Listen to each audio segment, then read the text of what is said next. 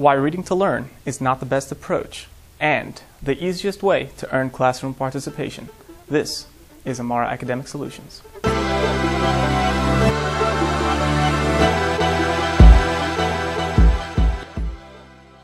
I'm not here to tell you that you should study because it's what good people do. Spending time studying is, however, a deliberate investment in your grades, numbers that will become part of an intensely thought-out college admissions campaign to hedge your chances of being accepted into the most reputable school you can get into. Because going to a top-tier school is just not the same as going to a lesser-ranked one. A sound study tactic is to find out which subjects will be covered during the next few classes, and make an effort to read through the relevant textbook chapter before the lesson. This will allow you to absorb more of the class by giving you time to actively listen and think about what your teacher is saying instead of struggling to keep up with note-taking. Reading the relevant text before you cover the material will also enable you to ask more informed questions, bolstering your participation grade. Even if you don't understand everything you read the first time around, having class afterwards will help clarify what you didn't get before. Hearing the material a second time will help reinforce it in your head, transitioning the information from short to long-term memory.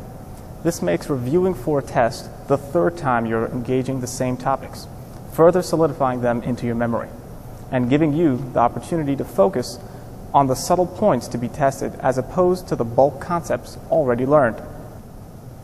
Check the syllabus and ask your teacher about the breakdown of an upcoming test.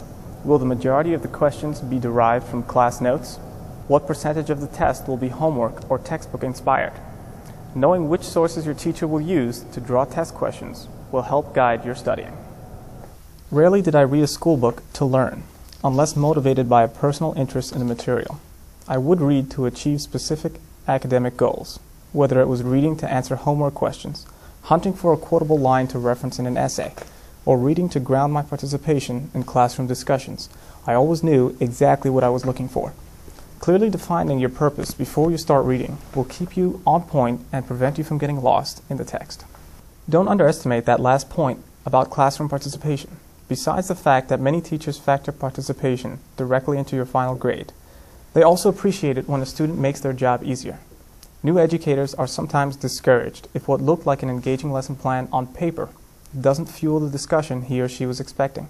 And having a student that's able to address questions posed to the class as well as ask insightful questions of their own can go far in the way of building goodwill with your teacher.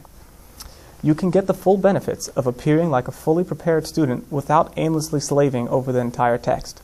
Focus on title headings for clues as to what major issues your teacher is guaranteed to address in class. Form an opinion or question about it beforehand and then share it with your class early on in the discussion for easy participation points.